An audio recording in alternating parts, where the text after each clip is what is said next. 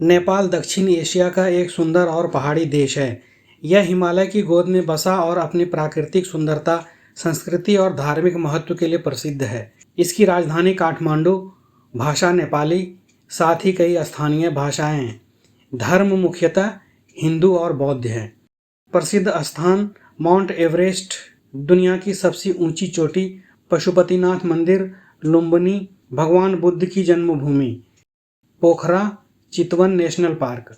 राजनीतिक व्यवस्था संघीय लोकतांत्रिक गणराज्य। विशेषता, नेपाल ही दुनिया का एकमात्र देश है जिसका राष्ट्रीय ध्वज आयताकार नहीं बल्कि 2 त्रिकोणों से बना है। जेनेक्स के विरोध के बाद सरकार का पतन। नेपाल में युवाओं, विशेषकर जेनेक्स ने भ्रष्टाचार और नौकरियों की कमी और राजनीतिक असंतोष के कारण बड़े स्तर पर विरोध शुरू किया था।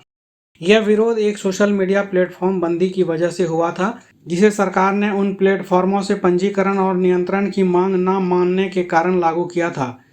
विरोध तेज हो गया, सरकारी इमारतों में आग लगी, संसद भवन, सुप्रीम कोर्ट आदि निशाना बने।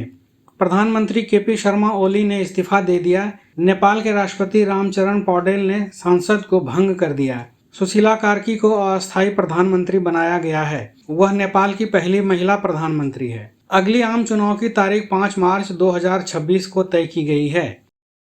विरोध प्रदर्शन में अब तक 70 की मौतें हुई, लगभग 1300 से ज़्यादा घायल हुए हैं।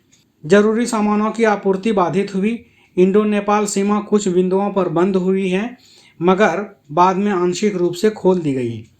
शांति बहाली की कोशिशें। कर्फ्यू हटा लिया गया है और हालात शांत हो रहे हैं। नया सरकार त्वरित रूप से व्यवस्था बहाल करने, हर्जाने देने और स्वस्थ चुनाव प्रक्रिया सुनिश्चित करने की बात कर रही है। सुशीला कार्की नेपाल की एक जानी मानी न्यायविद और राजनेता हैं।